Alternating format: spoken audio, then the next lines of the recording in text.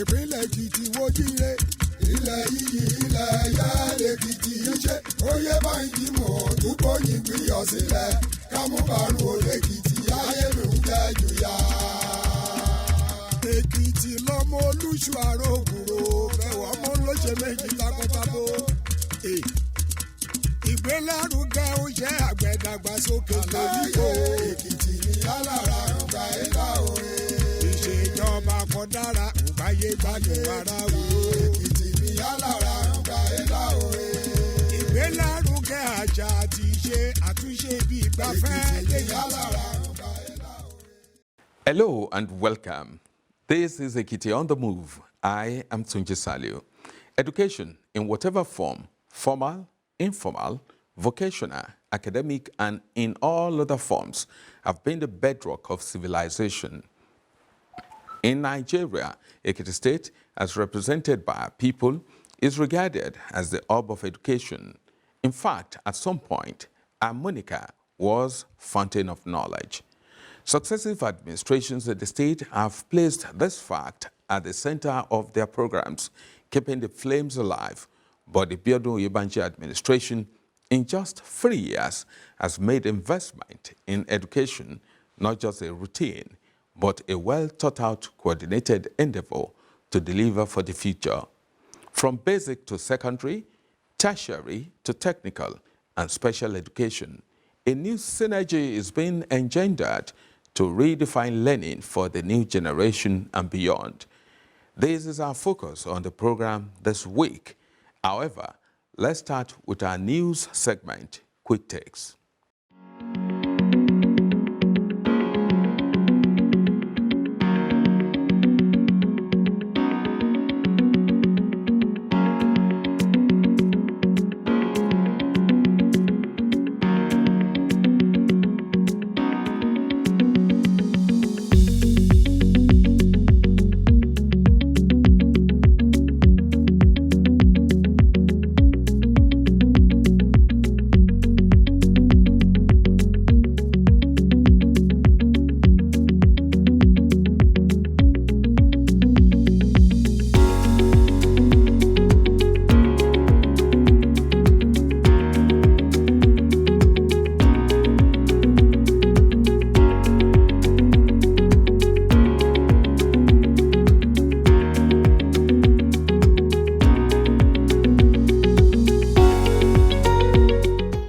In focus this week,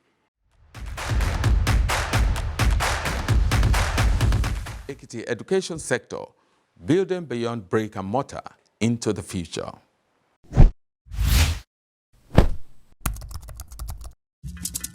Ìpínlẹ̀ Èkìtì wojire ilẹ̀ yìí ilẹ̀ ẹ̀yà Èkìtì ṣe oyè báyìí mọ̀ tó bóyin gbìyànjú sílẹ̀ kámúbàrún olè Èkìtì. In the heart of Nigeria, where the land is cradled by hills, a quiet revolution is unfolding.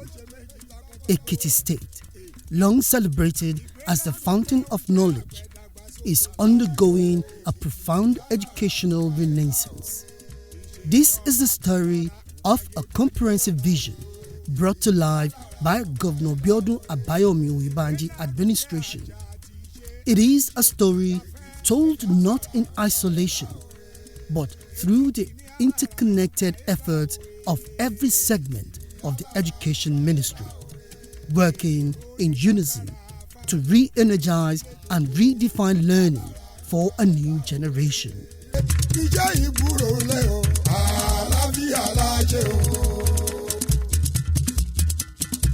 This transformation had to be physical. The administration began by making schools attractive and secure.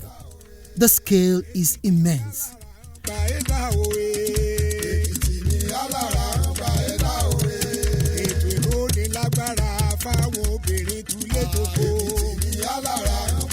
Education itself is about accessibility, that the children must be able to access school, and that includes renovation of schools, making schools attractive. So basically, His Excellency has performed very well in making schools attractive. He has done so many things to ensure that it is not just accessible, it is affordable as well, because he is running a free and compulsory education program. So it is not just free that you can say that if I like, I can go. If I don't like, no, there is a law that says it is compulsory. 200 secondary schools, 920 primary schools, and 3 special schools, yet the governor has touched them all. Old structures have been renovated, and those beyond repair have also been rebuilt from the scratch to reflect contemporary places of learning, complemented by perimeter fencing to ensure security.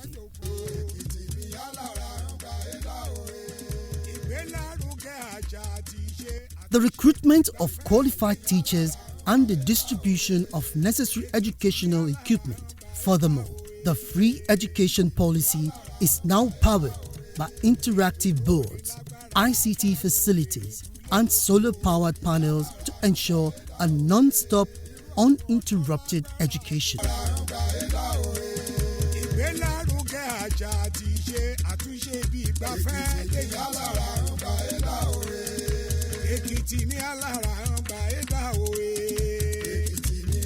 Erecting walls and installing technology is only the beginning. The true engine of every education system is its learning component. Recognizing this, the governor launched a parallel mission to recruit, empower, and celebrate its educators. The process is rigorous and merit-based. To date, the administration has recruited 1,600 teaching staff and 200 non-teaching staff, with 851 successfully employed after a rigorous screening to ensure only qualified personnel enter the classrooms. Sequential vacancies, when they are not filled on time, it becomes a problem. But His Excellency has ensured that on regular basis, the consequential vacancies are filled. When he first came, he approved a recruitment of 500 teachers for secondary school. For Subeb, he approved 1,500. The following year, he approved 431. But by the time we looked at the vacancies again, and we saw, apart from the fact that we have the consequential vacancies, we have expansion of schools, we have more schools, the model colleges, that the teachers have to teach the children, and I told you about primary schools that are evolving to basic education. This year alone, he approved 1,600 recruitment of 1,600 teachers, apart from the 200 non-teaching staff that he approved. In 2023, we employed 500 teachers and 150 security men. After the recruitment, we ran the capacity building for them so that they are good to go on the job. Currently, because of some shortages in some subject areas, the governor, Mr. Abiodun Abayomi Oyebanji, has given us approval to recruit 1,600 teaching staff and 200 non-teaching staff. Critically, the governor has made teacher welfare a cornerstone. From 2022 to 2025, 996 teachers have benefited from car loans, and 1,605 have accessed housing loans, representing a total investment of over 1 billion naira. Initially, primary school teachers, they were not entitled to car loan and housing loan. But when His Excellency heard, he didn't like it at all. Said, why should there be discrimination? There's something he doesn't like. He doesn't like discrimination. So he likes inclusivity. So he approved that the primary school teachers, alongside with their counterparts, should have car loan and housing loan. And that has been going on. Then there's another one that he did. Initially, their bar at the primary school level was 15. He said, if you're a graduate in secondary school and you're a graduate in primary school, why this discrimination? So he decided to upgrade them too. So their bar has been upgraded to 16 so that they can be on the same level with their counterparts at the secondary school level. In the last 3.5 years, the welfare of our personnel, TESCOM is mainly personnel, and to motivate the teachers, the government has approved that their promotions be carried out as at when due. We have given them loans, car loans. For example, up to date, 996 have received car loans, and 1,605 have released, have gotten housing loans. In the education sector, across the states, we are recalibrating our education facility from primary school, secondary school, as well as universities across the state.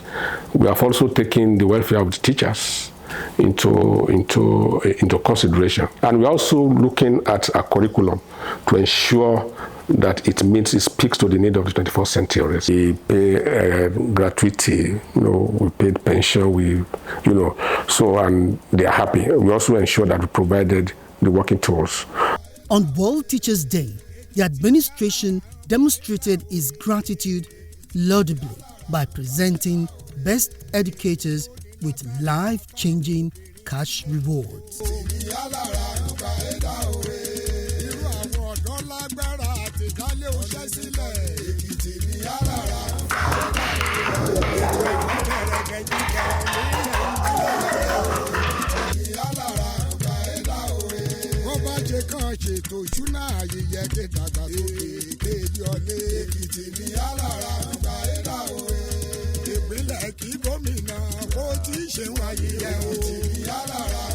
Meanwhile, a similar focus revolution was taking place in the state's technical colleges, where the goal is to build not just educators, but skilled entrepreneurs and artisans.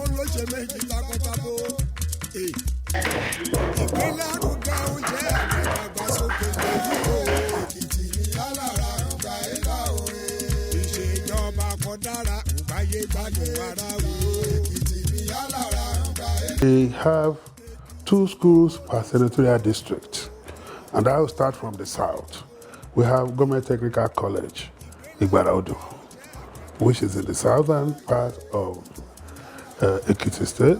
We have the Government Technical College, Ilu Omoba, which is equally in the southern part. To the central senatorial district, we have Government Technical College, Ado Ekiti, and then we have Government Technical College, Ijero, which is at the central senatorial district.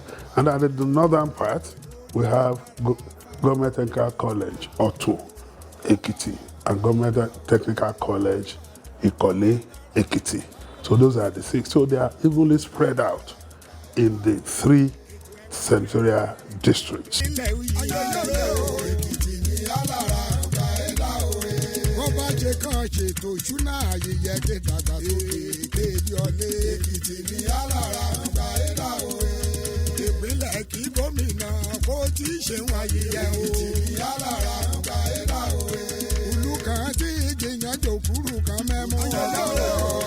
The governor's personal interest has fundamentally changed the perception of technical education.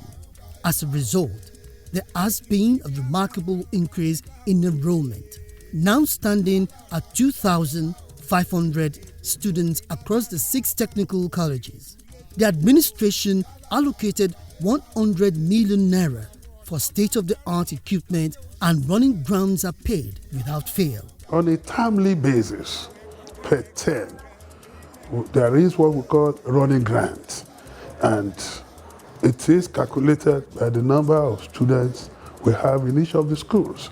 And so without fail, the governor approves running grant for each of the schools. And we have a total number of 6 technical colleges in Ekiti State. I'm very sure in the next 1 or 2 weeks, the running grant for first time will be ready.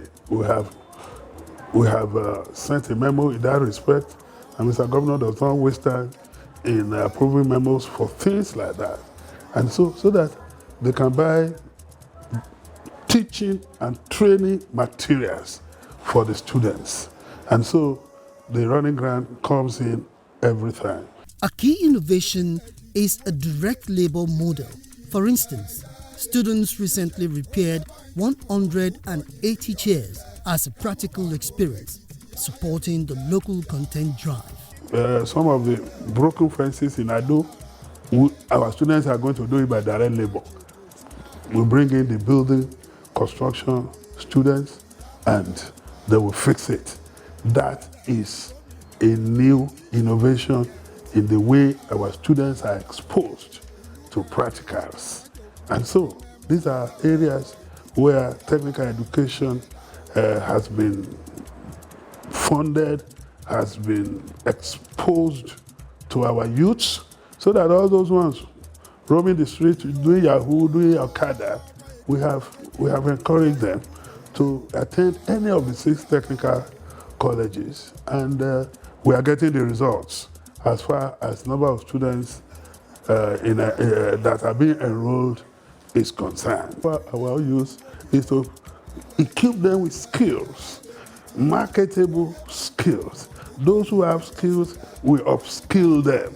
And so, as at now, we have about 2,500 students in the 6 technical colleges, with Ado having the majority chair because it's in the state capital. And so all other schools have very good number of chairs of students that we are very comfortable with as far as World Bank standard in technical education is concerned. We are adequately equipped with both teachers who teach basic subjects and teachers who teach trade subjects. What do I mean by basic subjects is the physics, the chemistry, the maths, and things like that. But the trade subjects, which is even our major focus, carpentry, catering and hotel management, garment making, welding and fabrication, shoe making, motor vehicle building, which people outside there call panel beating, plumbing and pipe fitting. These are trade subjects, and our teachers are on grant and they are well equipped. And so we are not lacking teaching and non-teaching staff.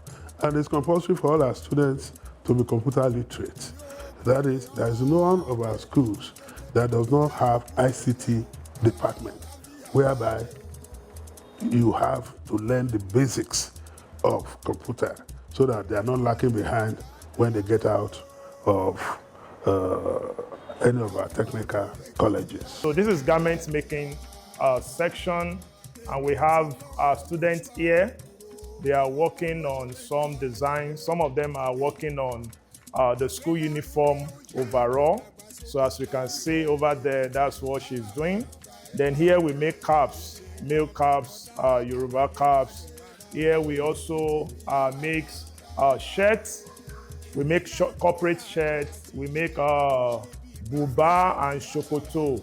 Our student can also make all of that. Then we also do some female designs as well that cut across gowns, skirts and blouse, bubu gowns and all that designs like that. In this way, we can also make agbada.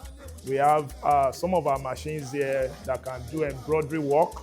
So we have them here. We have close to 32 straight sewing machines that we use that are all functional here. Then we have about 2 embroidery machines. We call them 20U machines that we also use to work. Then over there we have e-transfer machine. Then we use that to transfer stone to our fabrics, to our designs. So any customized design that we do, we use the e-transfer to transfer them on our designs. Technical education Ekiti in Ekiti is affordable. It's free. Free education at the technical colleges. You don't pay tuition. If you are paying anything, it's for sports. That's all. ìpínlẹ̀ Èkìtì wojíire ilẹ̀ yìí ilẹ̀ yá lèkìtì yìí ṣe oyè báyìí mọ̀ dúpọ̀ yìí gbìyànjú sílẹ̀ kámúbàrún olèkìtì ayé ló ń jẹ́ jùyà. Èkìtì lọ́mọ olúṣù àròkùrò fẹ̀wọ̀ ọmọ olóṣè méjì takọ́tabo. Ìgbélárugẹ oúnjẹ àgbẹ̀dàgbàsókè lọ. We apply the body feeling and other things like that. And after we might apply the body filler and other things, we prime the vehicle. After the priming, we do the first coating of the paint and second coating. Here, anytime you want to teach the students, you take them down here. Whatever you teach them in the classroom for the theory aspect, so take them down here. So for the practical, so that they'll be able to visualize, they'll be able to see what they were being practiced in the class. So to see it here. So we have different machines and tools that we expose them to. So here, this is one of the machine, the engine that I use. This is live vehicle now. Diesel engine, because we have petrol engine, we have diesel engine. So this is diesel engine. So whenever you want to teach the students, we want to introduce them to how to identify the components. So and the working principle of the vehicle. So this is where we bring them down here. This is power steering, electrical power steering. So when you plug it, so the vehicle how to rotate either left to the right, so it will be easy for the vehicles. So that is electric power steering. We use it to remove the tire from the rim. It's very easy, unlike the olden days. By the time, assuming you want to remove a tire from the vehicle, it will not be easy for you. You'll be using your strength, using your power, using your energy. But here now, when you just when you just on the machine, when you just place your tire on it, it will expand it. So it will be easy for the tire to remove from the rim. This one now, the student can dismantle it and they will couple it back again. Everything, they will dismantle it, everything, they will pieces everything, all the parts inside the engine, they will pieces it and they will couple it back. These are also the electrical system. So that is the dashboard, the trafficator, brake lights, parking lights, reverse lights, all those things that is involve electrification in the vehicle. Even people who are outside employment, who are in the civil service, or you are doing some other things, you can come in the evening and learn a trade, take a skill that can be useful to you and the society. It's not all our aim is not all about teaching our students for 3 years. We are now extending our arms such that we now have a part-time program of BUESTI that will fetch you a diploma so that the students can have a future and a hope. This is what we call a narrow bar saw. This narrow bar saw is used to cut the curve of our wood to any shape. Assuming that you want to make a circle, you can use it to make a semicircle. You can use the bandsaw. This one is thicknessing machine. We use this one to reduce the thickness of our wood to any size that we want. And this one is surfacer.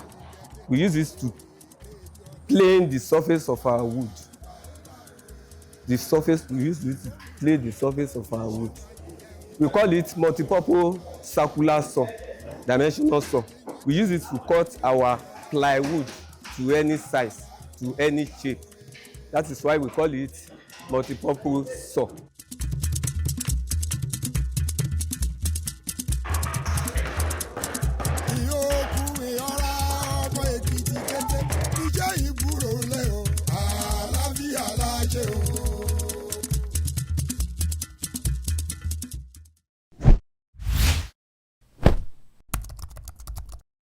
This is how much time will permit us to take this week, but we promise to bring the concluding part of this focus on education to you in our next episode.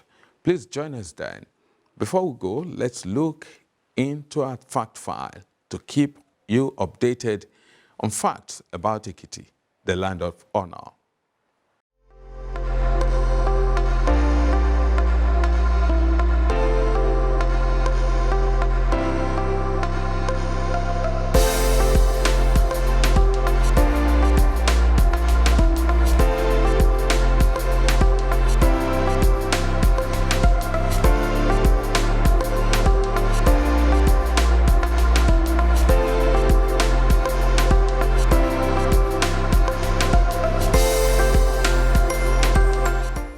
The program for this week. Thanks for being part of it. Do join us again for the next episode. Meanwhile, you can watch this episode and the previous ones on our social media platforms showing on your screen. We will also like to have feedback from you through the same channels. That helps us to serve you better. Till we meet again, stay safe and goodbye. ìpínlẹ̀ Èkìtì wójíire ilẹ̀ yìí ilẹ̀ yá lèkìtì ṣe ó yẹ báyìí mọ̀ tó kọ́ yìí gbìyànjú sílẹ̀ ká mú bàrún olèkìtì.